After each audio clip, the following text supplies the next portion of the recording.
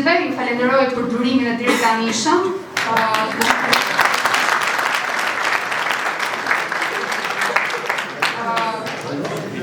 Për të kursyer kohë, unë do mundohem të shmangem tek analiza problemeve, se kam përshtypjen që ato të gjitha i di më së miri dhe jetojnë në përditshmëri. Atëherë, shtylla e fundit që të prezantojmë është pjesëmarrja demokratike, siç u tha dhe më parë, nuk mund të ketë një model të zhvillimit ekonomik, nuk mund të ketë një shtet të së drejtës dhe një shtet social pa pasur dhe një pjesëmarrje demokratike. Pasi për lëvizjen bashkë demokracia është vetmja mënyrë e ndershme dhe efikase për të qeverisur, dhe pashtu demokratizimi plot e një shoqërie kërkon një pjesëmarrje sa më të gjerë të qytetarëve në proceset e vendimmarrjes, qofshin ato në vendin e punës, në universitete, në institucione, duke zbatuar elementet e demokracisë së drejtë për drejtë dhe ka nevojë që të shtrehet në çdo aspekt të rëndësishëm të jetës shoqërore. Por për të pasur demokracitë një mend, kemi nevojë dhe për edukim, të shëndosh qytetar, fuqizimin e institucioneve dhe jetës kulturore dhe mediat pavarura dhe të përgjithshme. Për të arritur demokratizimin politik, Lëvizja Bashkë propozon një reformim të kuadrit ligjor, duke fuqizuar aspektet e demokracisë pjesëmarrëse, duke pasur prioritet lehtësimi i të drejtës për të mbajtur referendume lokale dhe referendume kombëtare, duke ulur numrin e nënshkruese për të pasur një referendum në 30.000 qytetar, për të lehtësuar organizimin dhe iniciativën që kryejnë rolin e ndërmjetësimit dhe modernizimin e partive politike, një lehtësim e iniciativave ligjore lokale duke ulur numrin në 10.000 të nënshkruesve dhe po ashtu duke vendosur një afat 6 mujor për shqyrtimin e këtyre çështjeve. Rasti i projektligjit minimumit jetik që ne kemi çuar 2 vjet më parë dhe vazhdon vetëm nxirtar është ndër rastet se si pengohet në fakt demokracia pjesëmarrëse, ndaj ne do ta bëjmë detyrim që brenda 6 muajve institucionet të kenë kthyer një përgjigje.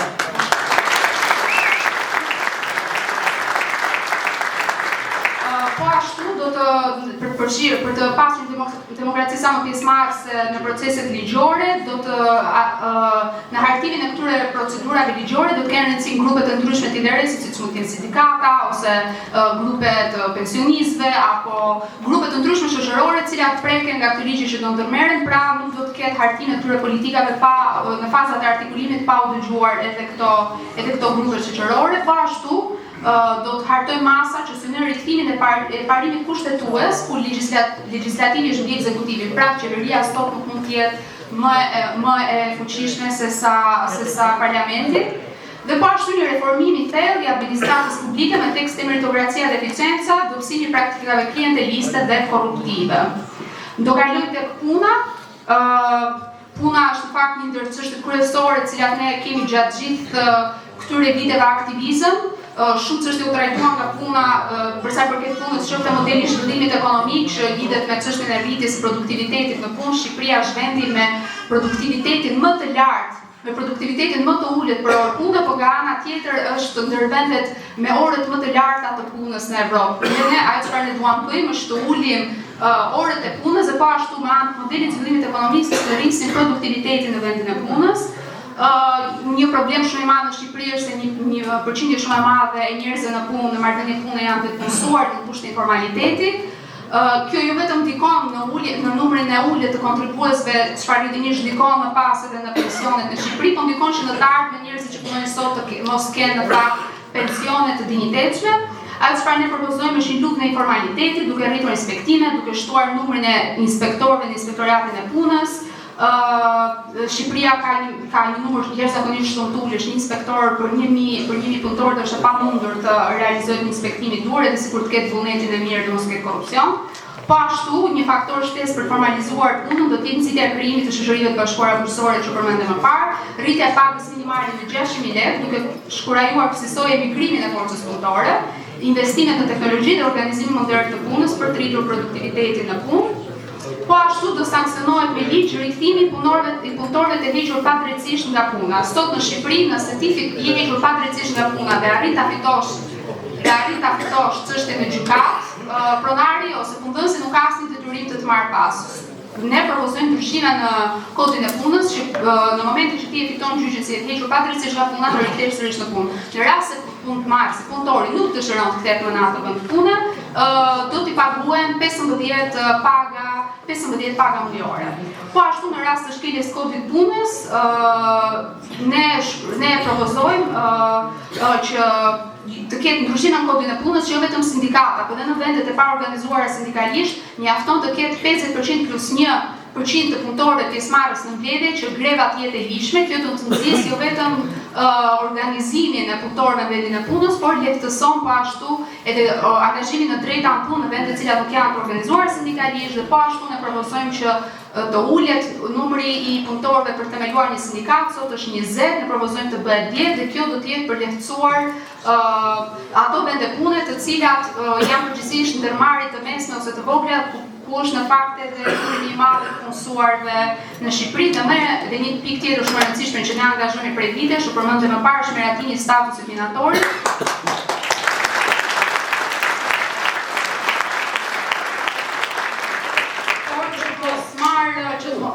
Që të mos marrë nga koha juaj, mund të lexoni me më shumë detaje se çfarë ne propozojmë për miratimin e statusit minatorit dhe po ashtu prezenca e minatorëve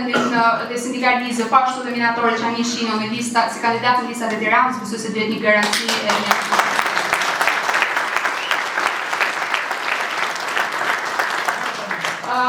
përsa i përket barazisë gjinore, Shqipëria është ndër vendet përsa i përket përfaqësimit politik me progresin më të madh, duke qenë që ka kryeparlamentare grua, shumicën e ministrave gra dhe janë dhe guxat pranishme në hapësirën mediatike, por kjo për fat keq nuk reflektohet as pak shumë e drejtë, nuk reflektohet as pak në jetën e grave në Shqipëri. 53% e grave në Shqipëri deklaron se është dërnuar të paktën një herë. Dhe shumica e dhunës është ushtruar në fakt nga familjar, nga partneri i tij, nga të njohur, ka raste në panjohur në rrugë, dhe për fat të keq rreth 26% e tyre në fakt ka qenë prej dhunës seksuale. Dhe ne mendojmë se përveç shumë politikave të caktuara që do përmirësojnë gjendjen e gruas përsa i përket modelit zhvillimit ekonomik, politikave sociale, arsimit, shëndetësisë dhe një shteti të drejtës, ka shumë probleme të cilat lidhen në fakt përsa i përket identitetit të gruas vetëm se është grua. Dhe në fakt situata e gruas në Shqipëri dhe jo vetëm e gruas me të gjitha minorancave dhe zbatimit të drejtave të njeriut në fakt është një barometër për të kuptuar situatën reale të një shoqërie. Dhe Shqipëria për fat keq dështon ndjeshëm në këtë aspekt. Ajo çfarë ne propozojmë shkurtimisht, sidomos duke marrë në konsiderat harrova të përmend një fakt rëndësishëm, sipas studimeve të Bankës Botërore, një gruaje në Shqipëri, e cila angazhohet në kujdesin e fëmijëve, në punën sociale me radhë, harxhon 25 vite të jetës saj për të përkujdesur. Dhe ne duam ta ndryshojmë këtë gjë duke pasur jo vetëm shkolla në orar të zgjatur, por duke pasur më shumë certe, duke pasur shkolla, duke pasur një nxitje të grave në integrimin në tregun e punës për ta lehtësuar sidomos në moshat 20, 30 që është kryesisht perioda mëmësisë, duke pasur edhe duke lehtësuar lejet e lindjes jo vetëm për gratë, por edhe për burrat dhe po ashtu ne propozojmë që me integrimin e tyre në tregun e punës në fakt nuk është thjesht çështje të drejtave shoqërore, nuk është thjesht çështje një drejtësie sociale, por angazhimi grave duke pasur punë produktive, në fakt sipas studimeve sjell dhe një rendiment dhe një zhvillim shumë të madh edhe ekonomik. Po ashtu, përsa i përket çështjeve të dhunës, ne propozojmë që Lëvizja Bashk, ashtu siç kishim një propozim që në sistemin e gjykatave të jurisdiksionit përgjithshëm të kishim një dhomë të caktuar përsa i përket drejtave në punë, të ketë një dhomë të caktuar posaçërisht për çështjet e dhunës në bazë gjinore dhe seksuale, për duke qenë se këto çështje marrin dhe vite të tëra dhe shohim se për fat keq gratë edhe jo vetëm viktimat e dhunës vazhdojnë jetojnë me dhunuesit e tyre në shtëpi. Ne po ashtu propozojmë pranimin e psikologëve në stacionet e policisë për të ndihmuar në rastet e denoncimit, krijimin e qendrave të specializuara për viktimat e dhunës, jo vetëm me shërbim psikologjik, por edhe për të integruar sërish ato në punë dhe në jetën sociale dhe po ashtu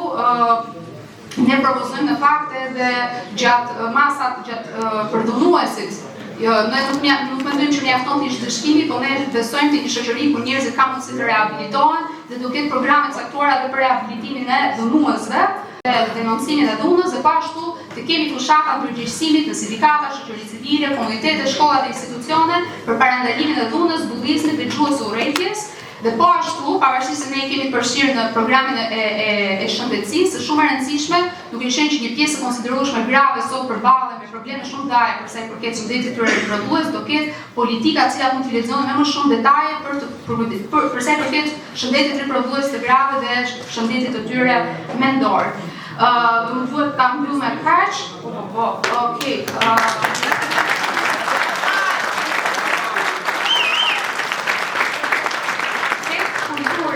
Unë nuk do ndalim të bëjmë një panoramë të situatës kulturës në Shqipëri. Mjafton të kuptojmë që qeveria e sotme, me kryeministrin Edi Ramën, i cili mbajt si artist dhe ka ardhur diku si ministër kulturës, Shqipëria sot nuk ka më ministër kulture, është thjesht një shtojës me Ministrinë e Ekonomisë, dhe kultura sot përdoret thjesht si një makjazh për të mbuluar në fakt vizionin e tmerrshëm që kjo qeveri ka, dhe ne propozojmë që të kemi një Ministri të Kulturës dhe Inovacionit, e cila do të ketë portofolje të veçanta, do të ketë fonde të caktuara të dedikuara për kinematografin, letërsinë, artet vizuale, për të pasur, për të miratuar statusin e artistit. Gjendja e artistëve sot në Shqipëri është në kushte prekariatit, në kushte të pasigurta në punë, dhe ashtu siç propozojmë të ketë drejta në punë për shumë sektorë të tjerë, duhet të ketë edhe për ta rivitalizimin e trupave të teatrit, të kupullave, të cirkut, i cili nuk ekziston më, ansambli popullor, dhe po ashtu dhe një prioritet do ta përmbledh tek të kultura dhe i dyti për sa i përket rritjes së infrastrukturës dhe se si do përfshihen studentët e universiteteve të arteve, të industrisë kreative, ku qeveria do të ketë një fond të caktuar ku këta do të ofrojnë shërbime për nxitjen e kulturës në të gjithë territorin shqiptar dhe në shkolla, ku do të ketë strategji të caktuara për edukimin artistik të fëmijëve dhe të rinjve, dhe po ashtu artizanati do të ketë një vëmendje Artizanati do të ketë një vëmendje të veçantë, pasi jo vetëm për sa i përket vlerave artistike, por ka është e rëndësishme për identitetin tonë kombëtar dhe për sa i përket një lloj nxitje dhe iniciativave lokale për biznese e me radhë. Kalojmë tek media, fakti që sot nuk kemi asnjë media këtu, besoj se flet shumë qartë për situatën e mediave në Shqipëri, të cilat kontrollohen nga disa familje dhe nga oligarkët. Ajo çfarë ne propozojmë për sa i përket mediave është që ne propozojmë një korpus të ri ligjor, konsultuar me të gjithë aktorët në tregun e mediave, ndërtimi i bazës normative që pronësia mbi media të jetë krejtësisht transparente, të identifikohet përfituesi final në një mënyrë që çdo operacion tregtar të shmangë konfliktet e interesit, hartimi një baze ligjore që pronësia e medias mos përqendrohet në pak duar dhe në 100% në duart e një familjeje, por pronësia të diversifikohet dhe pashtu bilancet e mediave duhet të jenë publike dhe duhet të jenë të ndara nga bilancet e bizneseve tjera, për të pasur një në fakt një transparencë se çfarë ndodh me mediat. Mediat pavarësisht se janë private, në fakt përdorin frekuenca kombëtare dhe ato duhet të rikthehen interesit publik. Po ashtu do ta përmbledh, ne propozojmë që media publike do të shkputet krejtësisht nga kuvendit, nga institucion, nga që të ketë që një më shkputur nga influenca politike, por të ketë struktura të pavarura dhe më shumë detaje mund të shikoni në program. Dhe besojmë se dhe të mbi të gjitha duhet mbështetur pavarësia editoriale, ku gazetarët nuk duhet të jenë pjesë e presioneve të ndryshme për shkak të interesave të pronarëve të tyre, por duhet të kenë pavarësi editoriale dhe ne do të jemi krah të gazetarëve, redaktorëve dhe kudo që do të organizohet sindikalisht.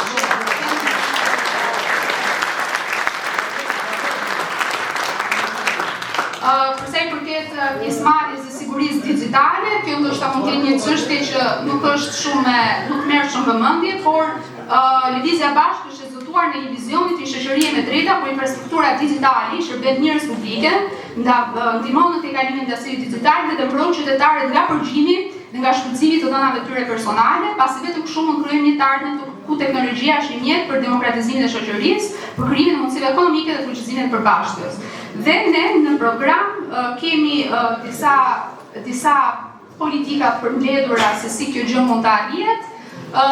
ku ne propozojmë që të ketë infrastruktura digjitale të mburime të hapura. Kjo jo vetëm për të ulur shpenzimet e qeveritare për çështjet e infrastrukturës, por edhe për të qenë sa më demokratike. Do kalojmë te politika e jashtme dhe diaspora. Lëvizja Bashkë angazhohet për një politikë të jashtme aktive, transformuese, që mbështetet në interesat kombëtare shqiptare, kontribon në zbatimin e të drejtës ndërkombëtare, në barazinë dhe solidaritetin e popujve dhe të drejtën e tyre për vetvendosje. Lëvizja Bashkë do mbështes fuqimisht pacënueshmërinë e kufive të Republikës Kosovës dhe njëon e plot ndërkombëtar shtetësisë së Kosovës. Për pasur stabilitet rajonale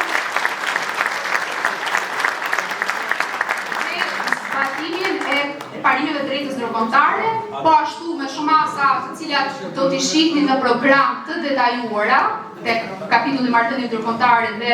i integrimit evropian, me anë të angazhimit tonë në luftën tonë kundër korrupsionit dhe për afrimin e legjislacionit tonë me atë të BE-s, do forcojmë lidhjet me partnerët tanë strategjik si SBA-ja dhe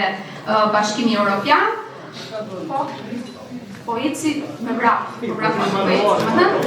po ashtu një pjesë shumë e rëndësishme, Shqipëria duhet të ketë një koordinim të ngushtë politikës jashtme bashkë me Kosovën, të ketë eliminim të barierave tregtare dhe fizike,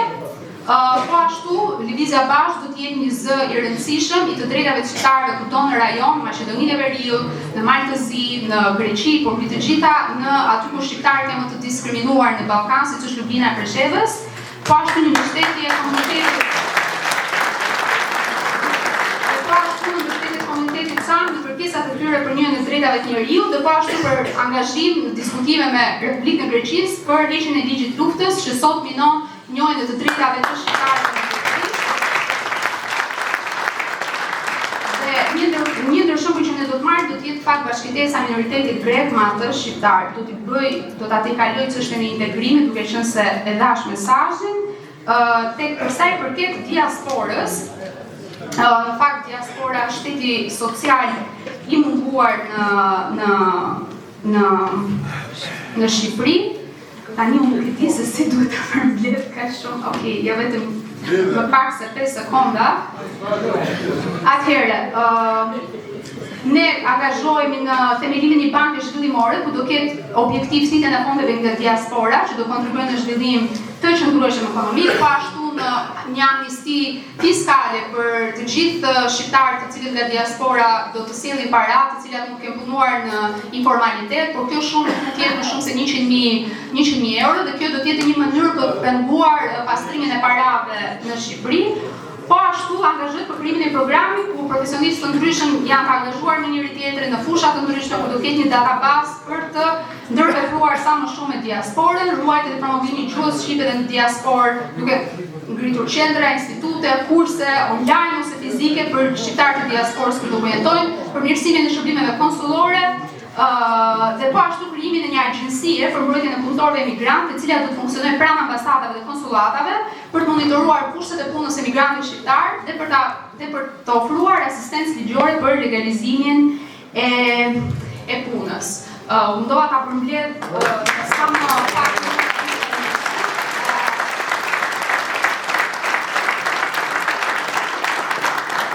Lëvizja bashkë qëndron krenarisht si një parti e smartës demokratike. Për ne angazhimi demokratik nuk është vetëm në institucione, është në sindikata, është në rrugë dhe unë di të them që Lëvizja bashkë kur të jetë në parlament nuk do të jetë vetëm një parti parlamentare, ne do të bëjmë projektimin tonë që ne do të jemi një këmbë në institucione dhe një këmbë në rrugë dhe për ta pasur këtë angazhim sa më demokratik si brenda vetes, si edhe aty jashtë në shoqëri, është e rëndësishme që secili prej nesh, secili prej jush të angazhohet jo vetëm duke u antarësuar, duke u angazhuar për demokracinë e partisë tonë, por duke qenë pjesëmarrës në të gjitha këto procese për të emancipuar mbar shoqërinë.